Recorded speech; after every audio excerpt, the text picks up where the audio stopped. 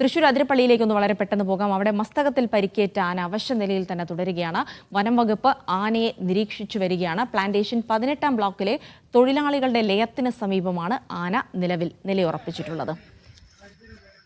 അഖിൽ വിവരങ്ങൾ നൽകാനായി ചേരുന്നുണ്ട്. അഖിൽ, ആനയെ വീണ്ടും അവശ്യ നിലയിൽ തന്നെ കണ്ടെത്തിയിരിക്കുന്നു എന്നാണ് മനസ്സിലാക്കാൻ കഴിയുന്നത്. അതിന്റെ ആരോഗ്യനില സംബന്ധിച്ച് ആശങ്കാജനകമായ ഒരു സാഹചര്യമാണുള്ളതെന്നാണോ പറയുന്നത്? എന്തൊക്കെ വിവരങ്ങൾ ലഭിക്കുന്നു അഖിൽ? ജിൽസി, ആന നമുക്കറിയാം അവശനാണ്. അത് വനംവകുപ്പ് തന്നെ നേരത്തെ സംഭവിച്ചിട്ടുള്ള കാര്യവുമാണ്. 2-3 ദിവസമായി തന്നെ ആനയ്ക്ക് അവശതയുണ്ട്. കാര്യമായ അവശത കഴിഞ്ഞ കുറേ ദിവസങ്ങളായി തന്നെ ഉണ്ട്. ഇപ്പോഴും അതിൽ വലിയ മാറ്റമൊന്നും സംഭവിച്ചിട്ടില്ല എന്നുള്ളത് തന്നെയാണ് യാഥാർത്ഥ്യം. ആന അധിക ദൂരം സഞ്ചരിക്കുന്നില്ല. നമ്മൾ ഇപ്പോൾ ഈ ദൃശ്യങ്ങളിൽ കാണുന്ന സ്ഥലത്താണ് നമ്മൾ ഇന്നലെ വൈകുന്നേരം ലൈവ് നിന്നപ്പോൾ കാണിച്ച അതേ സ്ഥലമാണ്. അവിടെ നിന്നാണ് ആന ചെളിയും വെള്ളവും ഒക്കെ കലർത്തിയെടുത്ത് അതിൻ്റെ മസ്തകത്തിലേക്ക് ആ മുറിവുള്ള ഭാഗത്തേക്ക് എറിയുന്നത്. ഇതേ സ്ഥലത്തായിരുന്നു ഇന്നലെ നിലയുറപ്പിച്ചിരുന്നത്. ഇതിന് ദൂരം കുറച്ച് താഴേക്ക് ഇറങ്ങി ആന പുഴയിലേക്ക് ഇറങ്ങി ഇന്നലെ വെള്ളം കുടിച്ചു. അതിനുശേഷം റോഡിലൂടെ രാവിലെ കുറച്ച് ദൂരം നടന്നു. പിന്നീട് വീണ്ടും ഇതേ സ്ഥലത്തേക്ക് ആന തിരികെ എത്തുന്നു. അവിടെ തന്നെ നിൽക്കുന്നു എന്നുള്ളതാണ്. ആന ഈ ഒരു പരിസരം വിട്ട 18-ാം ബ്ലോക്കോ അല്ലെങ്കിൽ 17-ാം ബ്ലോക്കോ 15 കുറച്ചു ദൂരം ഒരു 2-3 കിലോമീറ്റർ ചുറ്റളവ്.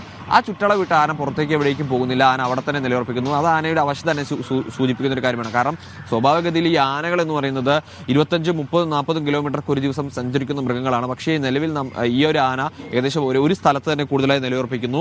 അവിടെ നിന്നുകൊണ്ട് അതിന്റെ മസ്തകത്തിലേക്ക്, അതായത് തണലുള്ള വെയിൽ വരുമ്പോൾ തണലുള്ള ഭാഗത്തേക്ക് നീങ്ങുന്നു.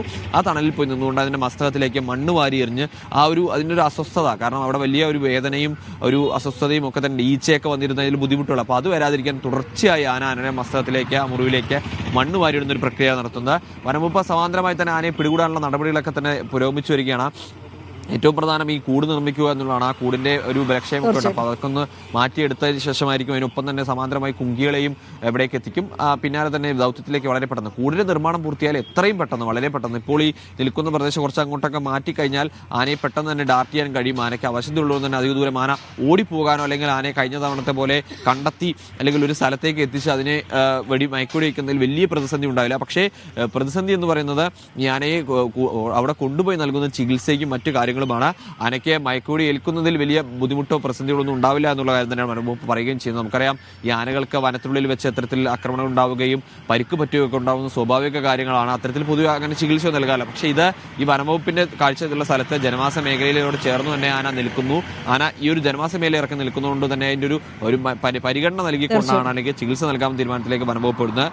ആദ്യം ഒരു ചികിത്സ നൽകി, പക്ഷെ അത് ഫലം കണ്ടില്ല. എന്തായാലും വീണ്ടും ആനയെ പിടികൂടി കൊണ്ടുപോയി ചികിത്സ നൽകാൻ തന്നെയാണ് വനംവകുപ്പ് തീരുമാനിച്ചത്. അതിനായിട്ട് തന്നെയാണ് വനംവകുപ്പ് മുന്നോട്ട് പോകുകയും ചെയ്യുന്നത്. ആനയ്ക്കൊപ്പം കൃത്യമായി തന്നെ വനംവകുപ്പ് ഉദ്യോഗസ്ഥർ തുടർച്ചയായി ആനയെ പിന്തുടർന്ന് എന്തായാലും ആനയ്ക്ക് കൃത്യമായ ഒരു ചികിത്സ നൽകാനുള്ള ശ്രമം തന്നെയാണ് വനംവകുപ്പിന്റെ ഭാഗത്തുനിന്നുണ്ടാകുന്നത്. അതിനൊരു അനുകൂല സാഹചര്യം കാത്തിരിക്കുകയാണെന്നാണ് മനസ്സിലാക്കുന്നത്.